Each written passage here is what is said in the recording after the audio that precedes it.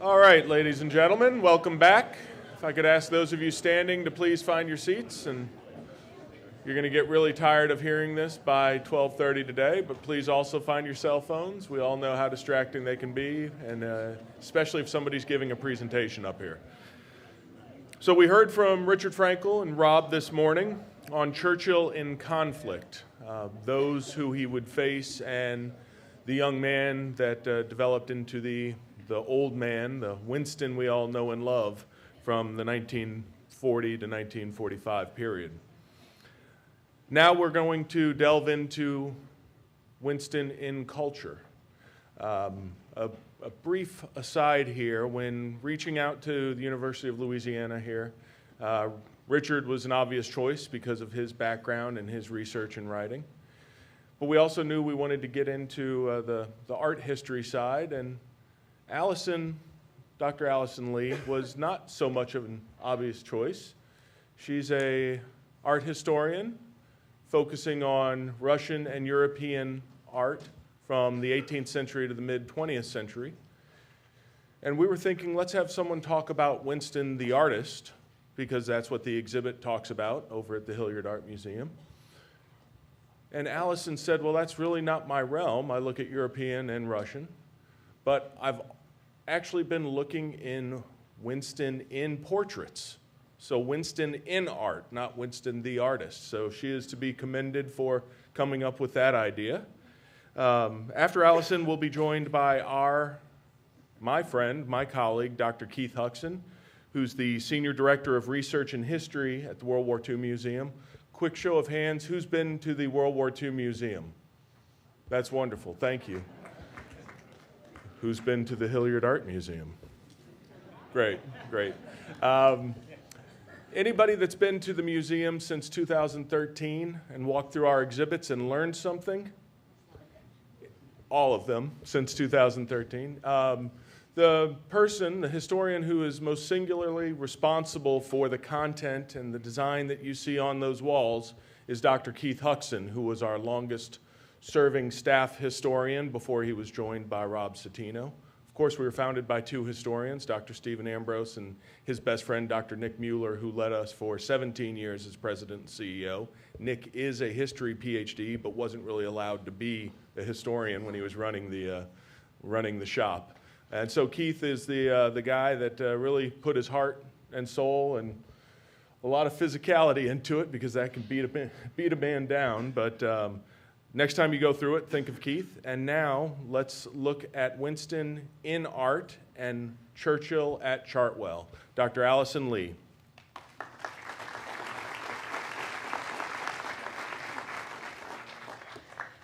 Well, I want to do just a couple of things here, too. First, to Jeremy for that lovely introduction.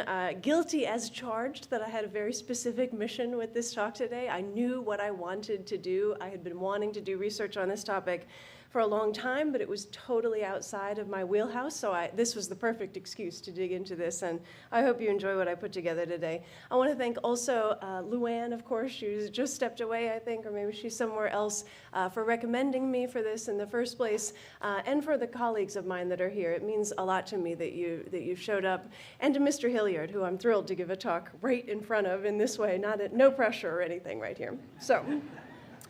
I want to begin today's lecture by trying to describe to you a portrait of Winston Churchill that no longer exists. You can see it in this precious still from a recording that was made at its unveiling ceremony in November of 1954.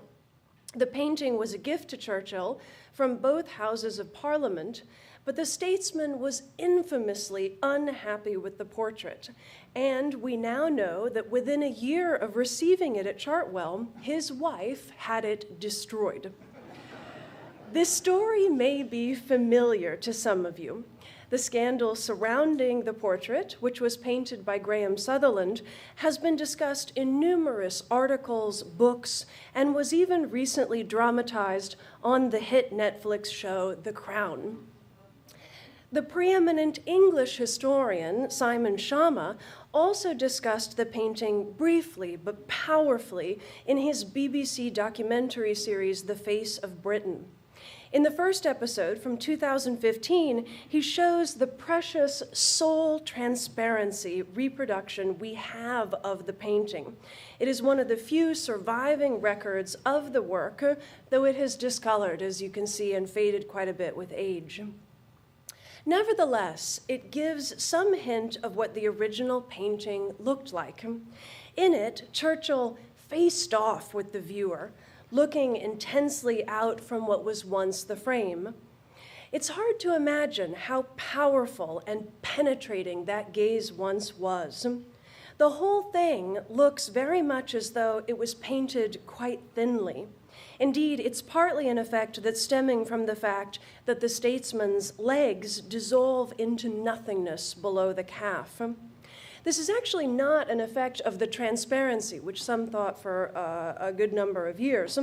In the one other photograph I've been able to find of the painting, which you can see now on the right, it is clear that Churchill's pant legs simply dissolve into evanescence around the ankle. This was also not an unusual trope for the painter.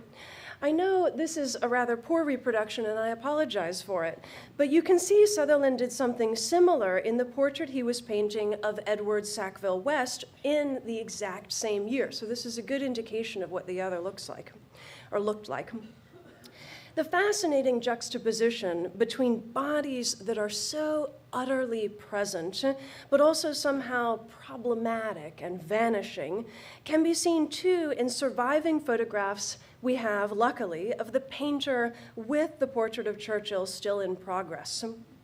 It becomes clear from these documentary images that it was the statesman's face and head that gave Sutherland the most trouble. He painted and repainted this area of the canvas, as we shall see numerous times. Am I not close enough on the microphone? What are you indicating? Something? Can you not hear me okay? No, I'm all right. Okay, sorry, I thought someone was indicating. Gesturing to somebody in the... Oh, gesturing over here. Do you want to come in? Come on in. I feel like a total professor right now. Please, the more the merrier. There are seats here. There are seats. Enjoy. I'd like you to be able to see the screen. I am okay on the microphone, though, for everyone? Okay. Yet, while the facial expression, as you can see, remained unresolved, the body and its position was fairly fixed early on.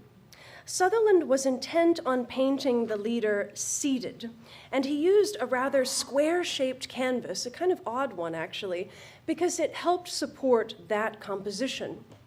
In an interview he gave soon after the painting was revealed, he described this choice, quote, "I wanted to paint him with a kind of four-square look, Churchill as a rock," end quote. Now, we know that the Prime Minister sat for the painter numerous times after he initially received the commission on the 14th of July in 1954. The painting was to be presented to Churchill on the occasion of his 80th birthday on the 30th of November. So that gave Sutherland, and really think about this, just over 4.5 months to paint a full-length portrait that was to have a considerably public life. He was, as one might imagine, daunted by the task. He wrote a few weeks after first accepting the commission, quote, "It won't be an easy thing at all, especially in the very short time they are allowing me," end quote. Now, you might be beginning to wonder, why was this commission given to Sutherland in the first place? According to the art historian Jonathan Black, Sutherland was in fact not the first choice. It seems the gift committee originally discussed the established portraitist Sir Herbert James Gunn, who had recently painted, look at this thing, a well-received portrait of the royal family, very staid, very traditional, very beautiful. But a portrait by Gunn would have been expensive, and Sutherland had become recently fashionable after painting, look how different these are, prominent portraits of several notable Englishmen of the time. In addition, Sutherland was oddly not primarily a portraitist. He had initially established a name for himself as a still life painter and as a landscapist. I'm showing you now some of Sutherland's early works, which Churchill pronounced mysterious and sinister, that's very telling, but also claimed to be impressed by. Churchill's wife, Clementine, was also apparently impressed by Sutherland both as an artist and as a man. She wrote to her daughter Mary in late August of 1954 that she could hardly believe that the, quote, savage and cruel designs which he made came from his brush. After 3 sittings, she declared her husband was also very much struck by the power of his drawing, and I'm going to show you some in a few moments. The sittings had begun on the 26th of August, and I'm showing you now again and telling you what they are, some later photographs which were taken during one of the last sessions that Graham had with the Prime Minister. Churchill had suggested that Sutherland paint him in his own studio, which is where these were taken at Chartwell. According to Churchill, it was an ideal location for the sittings because there was a movable platform where he could put his chair, and he claimed that the painter Oswald Burley had found it very convenient to paint him there in 1946. What Sutherland produced in that same studio, however, was to be a very different painting. The sittings were, according to later accounts, rife with tension, and this is what the Crown made such a sort of great dramatization of. From the beginning, Churchill had asked the painter flat out, and it's become kind of a famous quote, "How are you going to paint me, as a cherub or the bulldog?" Sutherland made it clear which he got in a later letter, claiming that from the very beginning, quote, "he showed me the bulldog, and for better or worse, I am the kind of painter who is governed entirely by what he sees," end quote. Tensions only heightened when the artist was forced to carefully inform his sitter that he would not be showing him the day-to-day progress. Churchill immediately protested, I love this quote too, quote, "Don't forget, I'm a fellow artist," end quote. This forced Sutherland to relinquish a bit, and he began showing him some drawings, but not others. Very smart. But even this tactic proved ineffective. According to Jonathan Black, Churchill would look at a drawing one day and declare, quote, "This is going to be by far the best portrait I've ever had done, by far," end quote. But then the next day he would look at the exact same drawing and say, "Oh no, this won't do at all. I haven't got a neckline like that. You must take an inch off," end quote. The studies which resulted from these difficult sittings are astounding, though. Churchill is, in some of the renderings, that impassible bulldog, all furrowed brow and intense absorption. But he is, at the very same time, obviously tired, and flashes of sadness, even resignation, are evident behind the irascible veneer. This is a man who has been worn down by time. Simon Schama called the final portrait an obituary in paint. But Sutherland seems interested in more than this, to me at least. He was carefully studying the man's hands, the way he held his cigar, the manner in which he clutched at the arms of the chair, the way his sleeve interacted with his wrist. Out of all this, the overall composition of the painting began to form. But already you can see, or you can sense, the difficulties Sutherland was having with Winston's face. Whereas the details of the suit have been handled with a real firm surety, and pencil marks in those areas have been put down with little fuss and even less correction, Churchill's face and overall head have been smudged and altered and erased as the artist indicated colors for certain areas, but then tried to obliterate them. This process is echoed in the oil studies the artist made in the same weeks. One, on the left, held in the collection of the National Portrait Gallery in London, shows Sutherland's notes to himself regarding the barrage of colors he saw comprising the old man's face. You can still make out his notations: blue high on the forehead, various sections of white along the temple and in the hair, red under the eye, on the cheek, and in that sort of wonderful groove next to the earlobe. Other oil studies showed this storm of color as it became more fully realized. Churchill is, in this dark portrait sketch on the left, caught in a moment of perceptive absence. He is consumed by his own thoughts and seems hardly aware of the presence of the painter as he almost merges with the space around him. All of these studies give us some sense of what the original painting must have looked like. Yet one in particular, I think, strikes me as what we should look at if we really want to understand something of the tragic power that was contained in that original canvas. It, too, is in the collection of the National Portrait Gallery, and I was lucky enough to see it in London and take some photographs for you just a few weeks ago when I was there on just a totally unrelated research trip, so I was very lucky. As you can see from my pictures in this gallery, it's not a very large painting. It's right there on the wall. But I can tell you that as you approach it, it's striking how much it holds its own on the wall with all the unfinished works around it. Even as a sketch, there's an intensity to the gaze of the man portrayed within it that is positively gripping. I also hope these photographs are conveying just how complicated the colors and textures and line work in the piece must have been in its original. Sutherland is mapping Churchill's face here, hence all the diagrammatic grid lines, but he's also making a plan of attack. He's trying to break his subject down into manageable pieces, pieces that can be reconstructed into a whole that is more than any simple binary of cherub versus bulldog.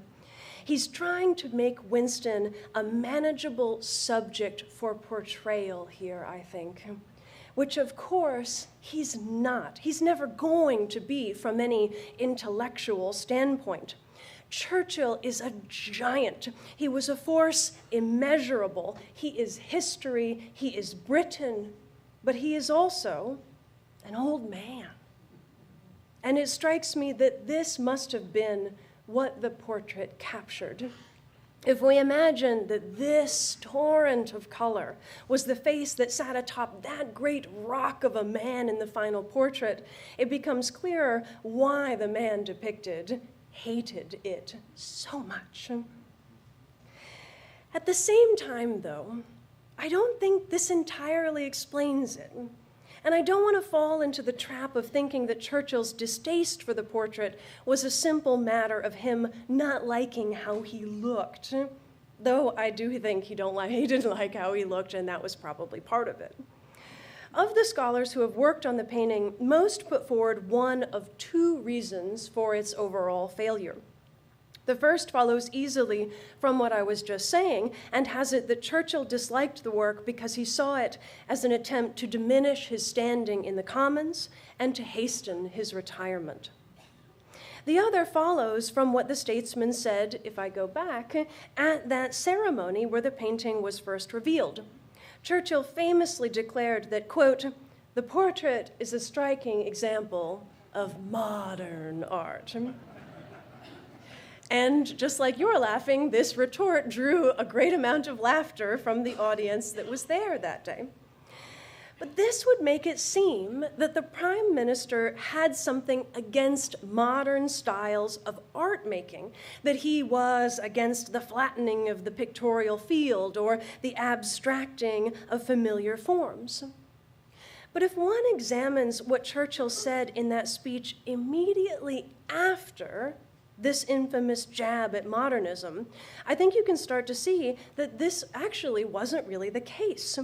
For just after he declared that the portrait is a striking example of modern art, he continued by stating that, quote, "It certainly combines force and candor. These are qualities which no active member of either house can do without or should fear to meet," end quote. Now, knowing that Churchill associated modern art, and by implication Sutherland's portrait, with these qualities, force and candor, made me think again, really truly made me think again about the real question in all of this, I think. What was it that Churchill so disliked about this painting?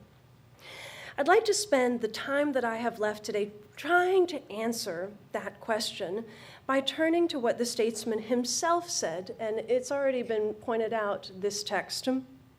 For we're lucky to have this little gem of an essay on painting, which was written by Churchill in 1921. Now, if you haven't read it, I highly recommend it. Being a professor again here, I can't help it.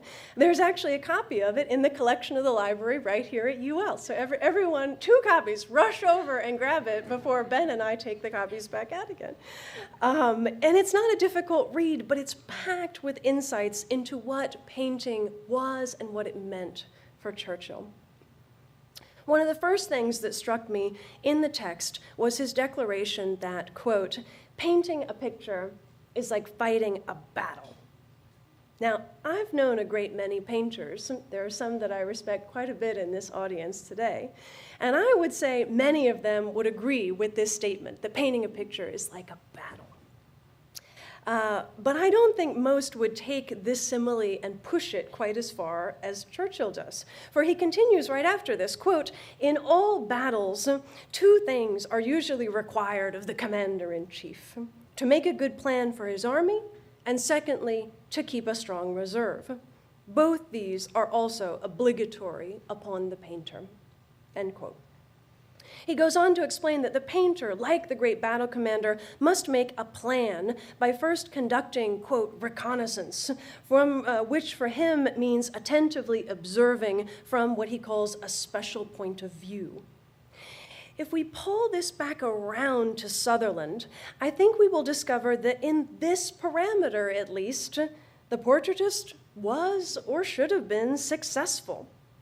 The studies, the numerous sittings, the photographs he had taken, his difficulties with the facial expression, all this strikes me as in line with Churchill's demand that the painter make a plan through careful observation.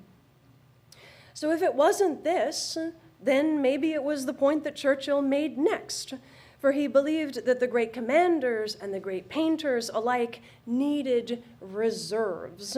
And in the case of painting, this meant knowing what proportion of black or white was needed, quote, to produce every effect of light and shade, of sunshine and shadow, essentially the relations between the different planes and surfaces with which he is dealing, end quote. Again here, though, I think Sutherland succeeds.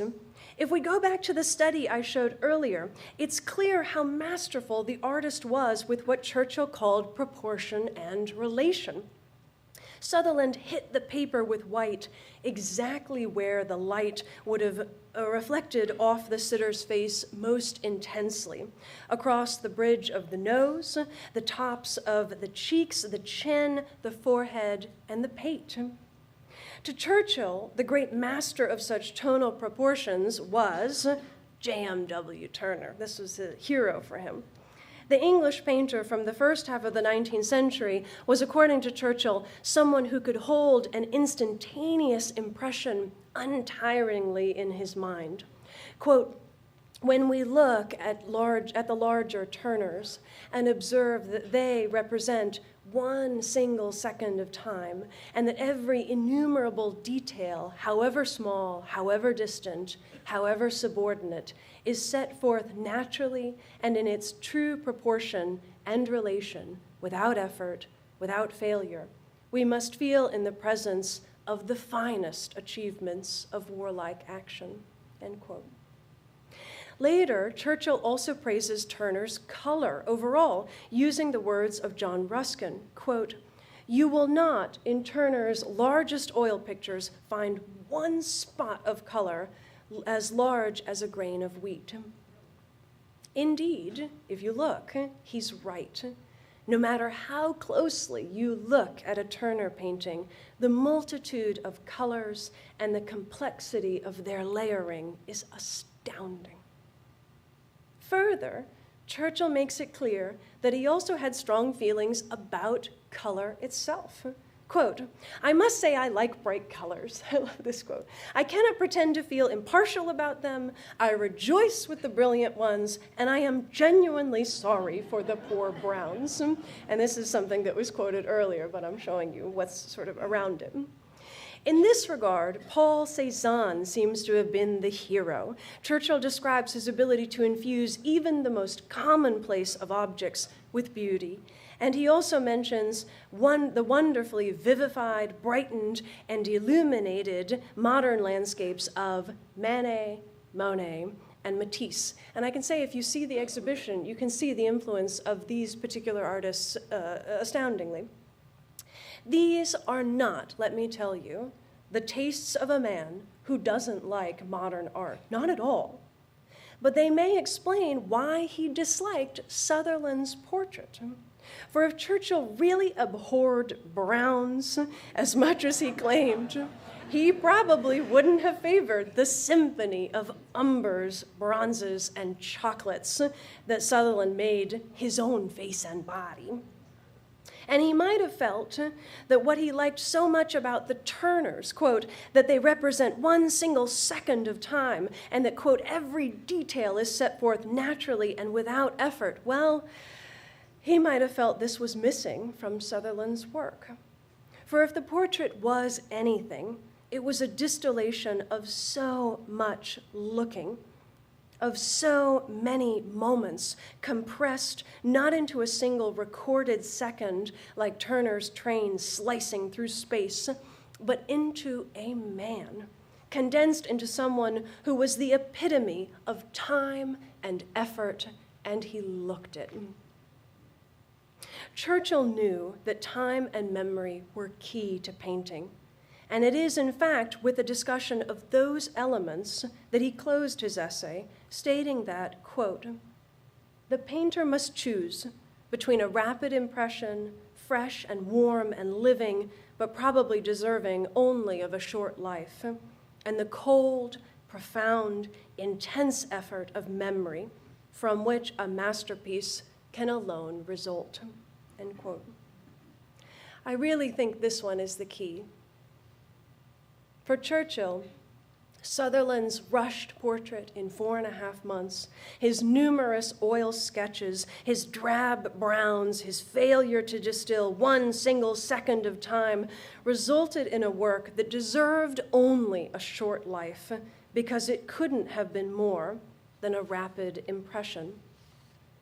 What Churchill perhaps failed to see, and it's hard to imagine he failed to see anything, but he might have failed here, was the intense effort Sutherland made to go beyond the sitter's hardened bulldog exterior.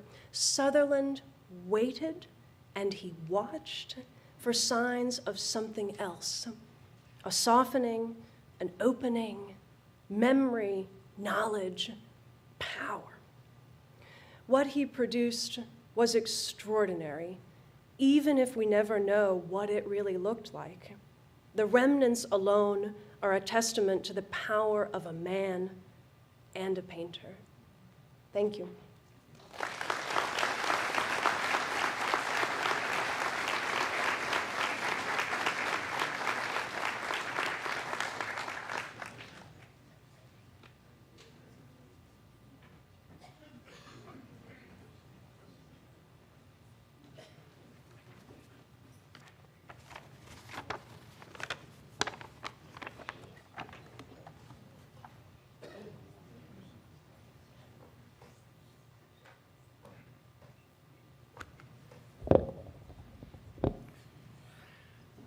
Good morning, everyone. I would like to talk about one of history's greatest statesmen, as we all know, Sir Winston Churchill, and his home environment that I believe was essential to understanding who he was and why he was able to accomplish what he did. Now, in this room are no doubt everyone in this room is no doubt familiar with his long career, and no recitation of his political achievements is needed here. But given all these accomplishments, Winston Churchill, to a lot of people, seems a remote figure, unknowable, unrelatable to regular people. But I think that's why Churchill continuously fascinates us today, because he was so much more than just a politician warlord. He was a noble, valiant spirit. He was a man of Renaissance capabilities, embodying in his pursuits a wide range of the best cultural and historical inheritance of the Western civilization, which he protected and saved from Hitler's hellish schemes for humanity. As we know, he was a writer and a historian, one of only 2 historians who have ever received the Nobel Prize in literature, which I believe my colleague and friend, Dr. Reynolds, will be talking about shortly.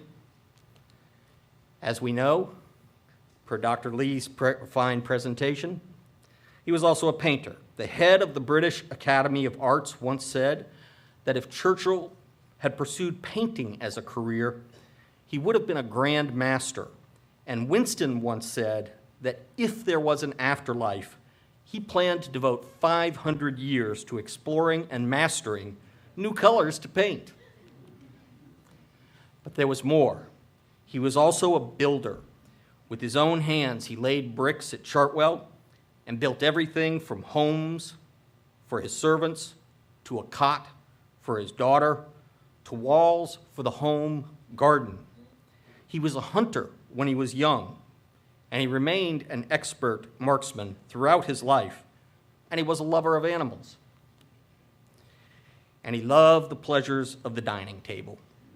He enjoyed meals and drink not only for their sustenance and nourishment, but for the conversation, wit, and social interactions in which he worked out, promoted, and argued his political causes and positions. I think to truly understand the man and his strength, one has to experience and see his home. Churchill once said, "A day away from Chartwell is a wasted day." It was his home, his world, and all the good things of life that fed his spirit were in it.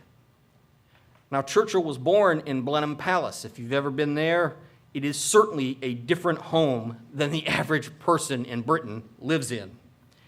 And without going into details about the emotional distance he felt from his parents, suffice it to say that Blenheim and other houses he inhabited were never his home. They were remote to him. So I think that because of what having Chartwell, a home, meant to him, emotionally and personally, this is what gave him an insight and a connection to average people whose homes might not be as splendid, but it was theirs, their own. He understood these simple domestic pleasures shared in homes, from splendid to plain. Now, my connection to this topic is personal. When my wife asked me what I wanted to do for a significant birthday a few years ago, I told her I wanted to take her to see Oxford University, and I wanted to see Chartwell for myself. So in September 2015, we went, and a lot of the photographs you're going to see outside of the archival ones are from our visit. Now, Winston purchased this home in 1922 after he came into some money when a cousin was killed in a train crash. Chartwell is located 25 miles from London, outside Westerham, in the Weald of Kent, but it feels like a different world. The home was literally named after the freshwater well that feeds the grounds, the Chartwell. I think the name is perfect for its squire. A chart is also a hydrographic map, and this home of Churchills fed his soul with its landscapes and colors, the music of its winds, waters, and woods, and the love and kindness which flowed between Winston and his family and friends there. How he saw it. The house was ugly and needed repairs, but it afforded him easy access to London. When he bought it, he wrote his wife Clemmy that if they lived in London again, they would inhabit Downing Street, a prediction that did come true in time. His children immediately loved it and encouraged him to buy it at the time, but he did so without Clemmy's approval. She was concerned, rightly, about expenses. Chartwell would eventually host 18 employees. Winston wrote her, "My beloved, I do beg you not to worry about money or to feel insecure. On the contrary, the policy we are pursuing aims above all at stability, like Andrew Bonar Law, British politician, if you know him. He says Chartwell is to be our home." Now, Clementine never loved the home as Winston did and was justified in her concerns, particularly regarding financial stability. They purchased the home for £5,000, but with needed repairs, the cost soon rose to over £18,000 in the ensuing years. And it should be noted that it was Clemmy that had to deal with the late bills. Although Winston made a lot of money from his writing at this time, he also spent lavishly, and the family budget was always precarious between the wars. In the late 1930s, Churchill almost had to sell Chartwell and go into business. But with Hitler's star on the rise over Europe, a London financier by the name of Sir Henry Strakosch quietly interceded with a loan to keep Churchill in the Parliament and on the political battlefield. Churchill would not know financial stability until the success of his History of the Second World War brought him a vast personal fortune. Winston Churchill's personal style imprinted Chartwell deeply. His style was a 19th century swashbuckler.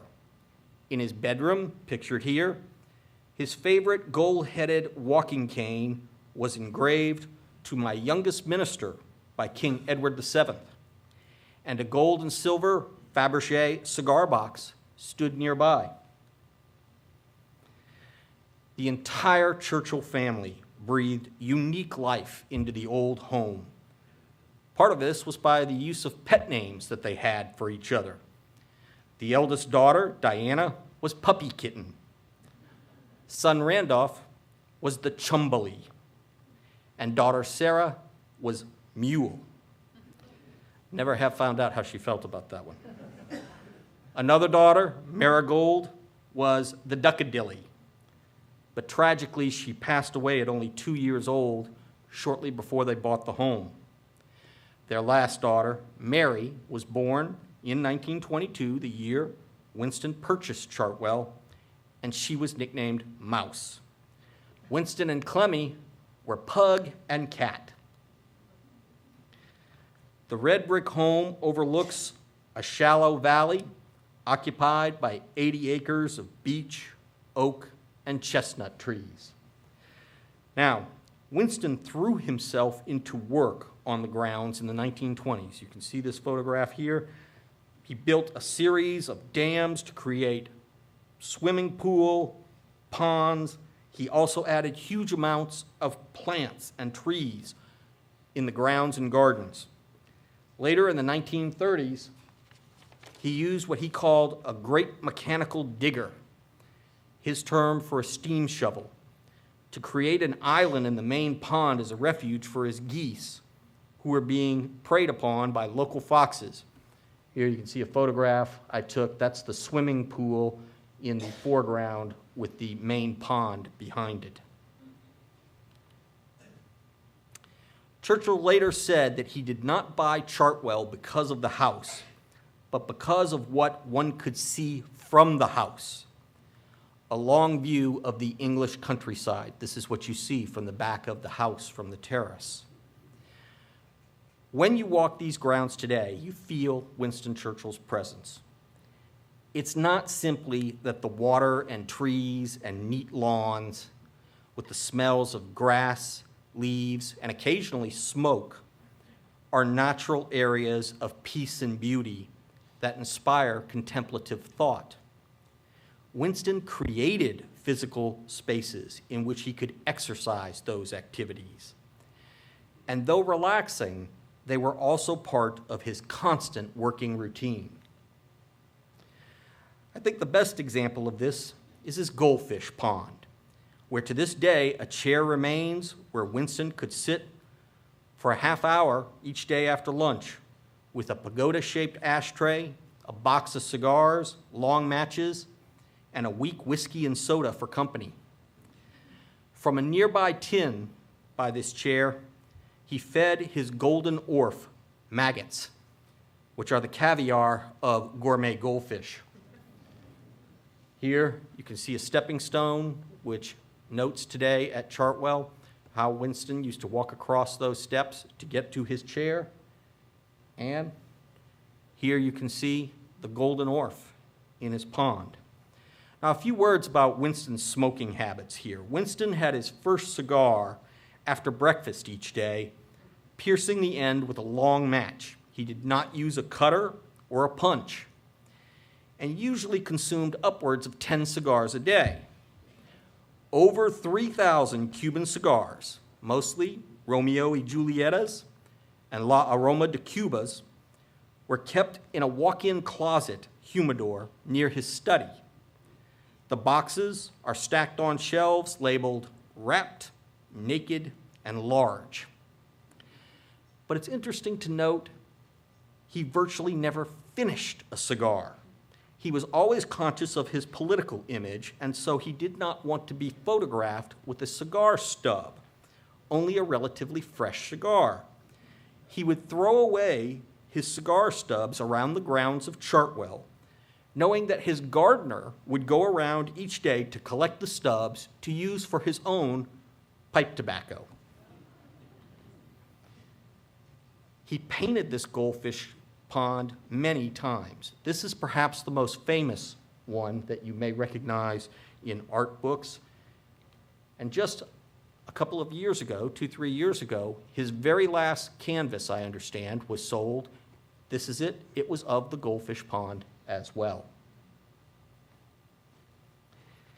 Animals of all types, domestic and wild, occupied the grounds and gave Chartwell life.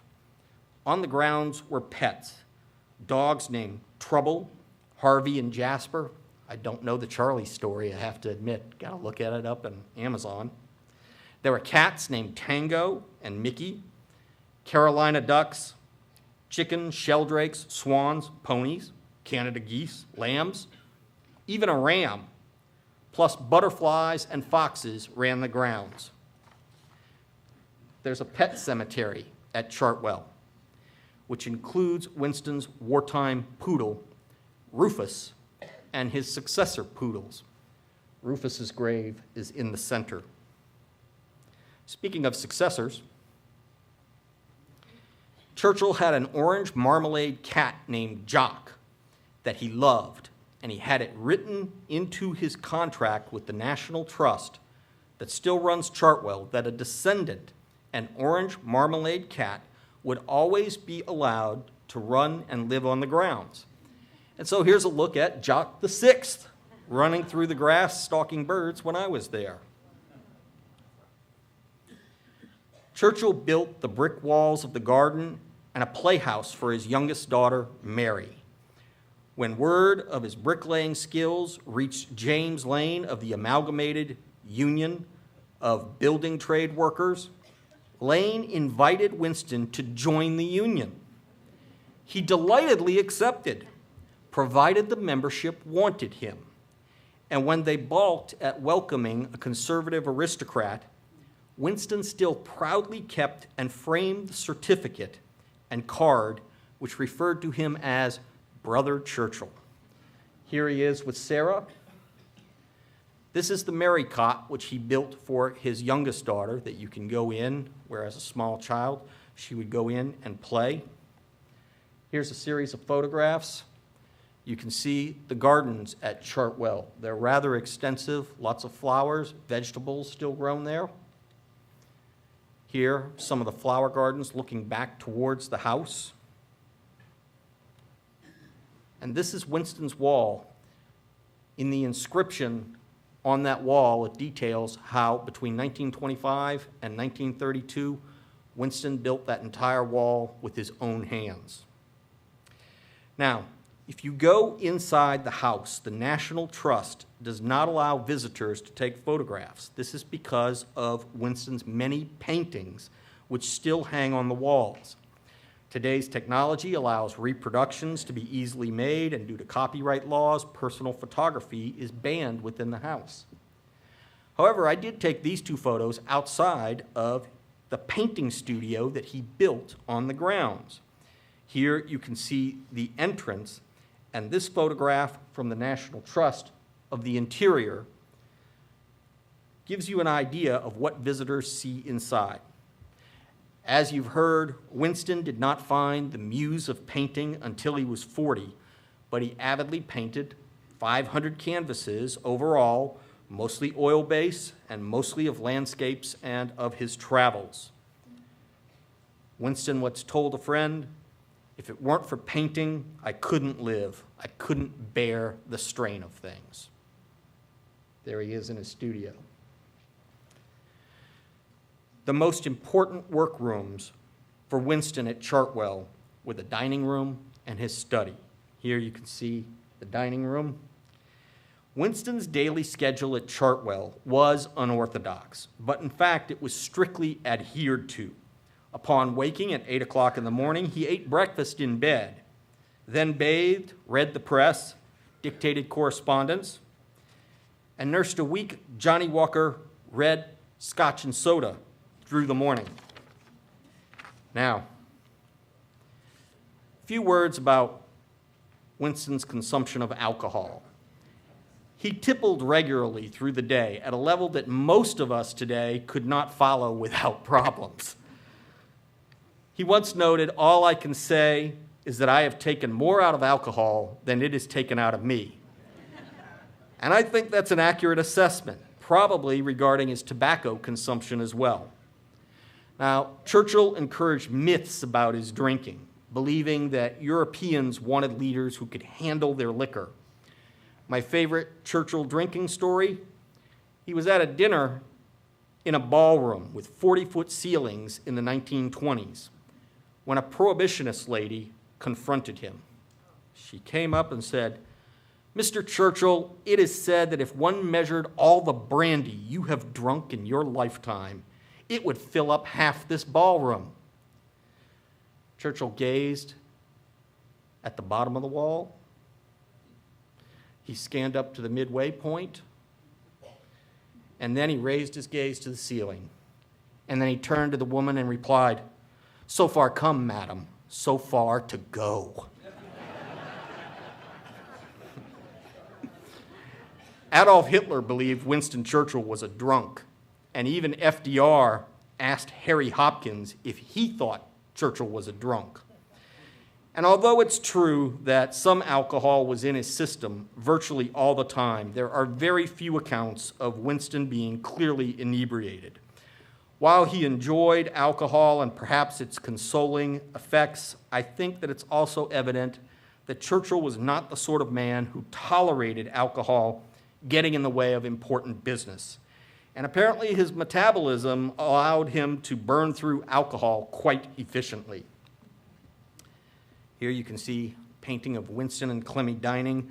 Lunch and dinner were in the dining room. The dining room on the ground floor at Chartwell has tall windows that look across a smooth lawn and terrace in the back of the house across the combe of Kent. At meals, Winston and his family greeted each other with animal noises, meow, meow, and wow, wow, rather than hello. At the round oak tables in the room, Winston sat facing east, always looking across his largest lake. Now, every day at lunch at Chartwell, a bottle of champagne greeted him. And after one lunch, he announced that he would create a painting that he entitled Bottlescape, from the empty bottles consumed. When I was there, This painting was hanging at Chartwell in the dining room when I visited. I believe it was a copy, not the original. After lunch, Winston would go to feed his goldfish, walk the grounds. He would enjoy a card game with Clemmy. He read, he napped, or perhaps sometimes he painted. In the evening, dinner was an event. Chartwell's guests were friends, whose common tie was that they were uncommon. Like Winston, they had accomplished things in life. T.E. Lawrence showed up for dinner dressed in Arabian robes. Lord Beaverbrook, the press baron, Lord Birkenhead, Bernard Baruch, Brandon Bracken, Charlie Chaplin, Robert Boothby, Anthony Eden, Duff Cooper, and David Lloyd George were all regular guests for dinner at Chartwell. Churchill's table was loaded with champagne bottles, and guests would enjoy consommé soups, oysters, caviar, Gruyere cheese, pâté de foie gras, trout, shoulder of lamb, lobster, Yorkshire pudding, and Winston's favorite, roast beef. Winston's favorite dessert was chocolate eclairs. He said he never ate sausages or sauerkraut.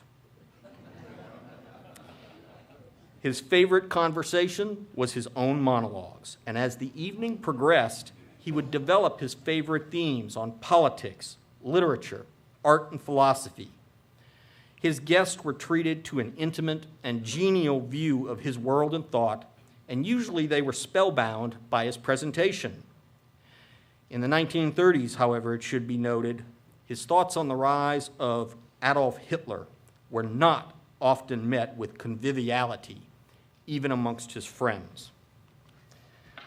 That was the photograph that you saw taken in 1928 of Winston and his dinner guest, and this is actually a painting he produced from that photograph there in the dining room at Chartwell. Now, after dinner and more brandy, he went back to work in his study. Here you can see an image from the National Trust. His second-floor study, with a vaulted ceiling and wooden beams, is the heart of the original home. Churchill had documentation that this part of the structure dated back to 1086, only 20 years after William the Conqueror established Norman reign in England. It was here that he wrote, or I should say dictated, his books, articles, and speeches to a staff of secretaries on silent typewriters. He would work from 10 p.m., usually until 2 or 3 in the morning. At Chartwell, Winston rarely put pen to paper except to sign his own name. I'm sure David Reynolds will be talking more about Winston's processes with writing, but here's his desk. He kept a bronze casting of his mother's hand and a portrait of his father writing in the study, as well as his father's desk. On his own desk, Winston kept portraits of all of his family members, telephone, plus a bust of Napoleon. You can see Napoleon centered there. In the study, he had a long-standing desk built which held many books to reference as he worked, and he often prowled the study in colorful silk robes. There was one famous one with a gold and green dragon on it, while focusing on the message he wanted to convey with just the right word. Surrounded in the study by his many books, his reading interest ranged over wide fields. He read and reread all 5 volumes of Gibbon's Decline and Fall of the Roman Empire, William James's The Varieties of Religious Experience, Winwood Reade's The Martyrdom of Mankind, Shakespeare, Kipling, and volumes of English poetry, amongst many others.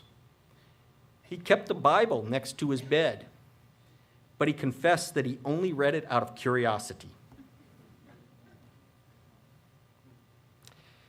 When we consider all the trials and tribulations in Winston Churchill's life, the inevitable question one has to ask is how he was able to endure and triumph in the supreme challenges that confronted him in World War II. For myself, I believe that it was his love of his home and the great good things of life that he lived there. Here he is, life in contemplation, looking out over his realm. Now, my wife and I stayed at the Duke's Hotel in London. Incidentally, it's famous for being the James Bond novelist Ian Fleming's favorite martini bar. One evening, we literally walked around the corner from the hotel and walked into this home, which you can see from the plaque. I didn't know that when we were there. Winston Churchill lived there as a boy. You can see 1880 to 1883. Here's his favorite painting of Chartwell in winter sunshine. But it was Chartwell that was his real home. For a writer who needed money constantly, I find it interesting that while he wrote about Chartwell to his family in letters, Churchill did not publish about his home or his life there. And I think it's completely understandable. It was too personal. It was his. I think it was another great English writer who expressed what Churchill and the British people felt about home. J.R.R. Tolkien, the Oxford Don. Tolkien wrote his trilogy, The Lord of the Rings, during the war years, 1937 and 1951.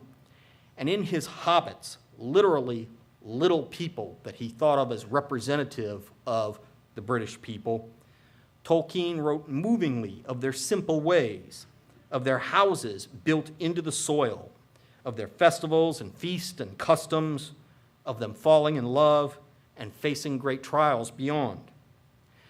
Now, given the fantasist nature of Tolkien's work, and that I don't believe Churchill ever read Tolkien, I don't believe that there is a direct connection, but I do believe that there is an analogy there. Winston Churchill was not a small man, and he did not live like one. But he knew what it was to lack a stable home life as a child. And as a man, he knew what it meant to be loved and to love someone, a spouse and family, to create a home with them and to exercise all of his best passions and talents in efforts to support them. And he knew that he was not alone or different from the many Britons who had begun life with less material advantages than he, but who had their own homes and families, where they lived and loved and pursued the good things in life as best they could. And in this, in his love of his home, Chartwell, and all that it encompassed, he was not really an unusual man. He was normal and universal. And it is through visiting Chartwell today that we can personally connect with the spirit of Winston Churchill, because we and he share the same aspirations. Thank you.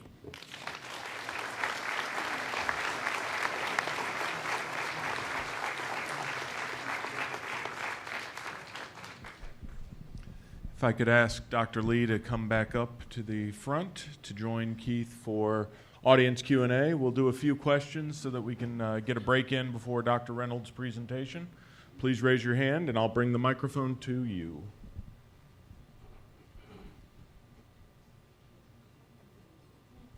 This is a shy group. We have a question in the front row to the right. Yes, sir. Could you describe how he supported himself financially and kind of the ups and downs of his financial starting from when he was a child on? He was in debt most of his life. He had a very good income, particularly from his writing in the 1920s and 1930s. I saw in one book the estimate that he was making well over $200,000 a year. No, excuse me, 200,000 pounds a year was the number. But he spent it all. And he, like I said, in the late 1930s was actually writing a lot of what he called potboiler stories, newspapers, magazines, on all types of topics. His literary output is so profound. I'm sure David Reynolds is going to talk about this a great deal.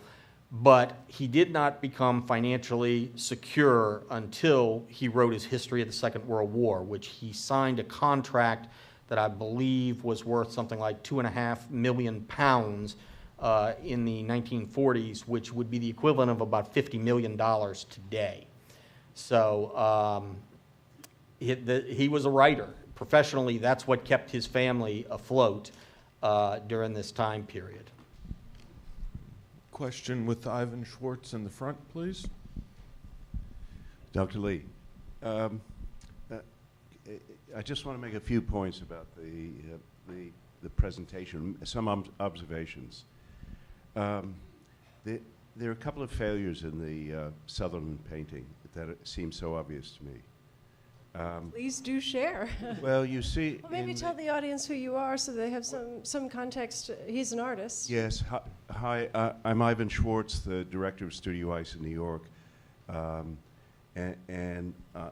made more portraits of public figures than anyone in American life. Mm-hmm. Thank you. And so when the painting is an interesting painting, but the thing that's really probably problematic structurally is the point of view was from below. Mm-hmm. And you see that, and what it does is it distorts his head. And we're looking right up his nose, so to speak. So that's not very pleasing. Now, Churchill had an unusual nose, but you notice in the, especially in the drawings, he's obsessed with structure, and he's also conflicted by the necessity to be literal and his own structural interest in abstraction. Mm-hmm. And I think that's the heart of the conflict in the painting. Yeah, I know what you're saying. And in an earlier version of the talk, if I'd had more time, I wanted to talk about the point of view, because you're right that the point of view is very unusual, and a lot of scholars argue that it's actually head-on. It's distorted a little bit here because of the angle of the screen, and you're right, because his head is tipped back. But there are actually two points of view in it, or I mean, it's debatable. If you look at the kind of center part of his body, we're looking, I mean, right between his legs, sort of dead on for most of the body, and then the head is at an odd angle where we are below. So it's sort of like two are embedded in it, and it is causing a distortion. You're absolutely right. That's a problem. The studies, the photographic studies, are so interesting, mm-hmm. and you can see that they're shot from below. Mm-hmm. And well, those weren't taken by Sutherland, though. Yeah. But in any case, and it's obvious, and the final painting is sort of illustrative, and it's definitely painted very thinly. It's not a great painting, I don't think. Yeah, I don't know. I guess I hesitate as a historian to make interpretations, and I tried to be a little bit careful about it in the talk, though I fall into several of my own traps, I'll admit it. But I started by saying that it looks like it's painted thinly, but that might be deceptive, because I just don't know how much we can work from the existing few transparency photographs that we have. And that's why I went sort of straight to the studies to try to get a better sense of what the thing looked like, because the studies themselves are so worked up in terms of color. There's really interesting stuff going on between thick and thin in terms of the paint, and as you're saying, in terms of structure. So I almost venture not to say anything about how thinly or thickly the final work was painted, because we can't look at it. How can we interpret something we can't see? It's a real problem. Yeah. Thanks for your comments.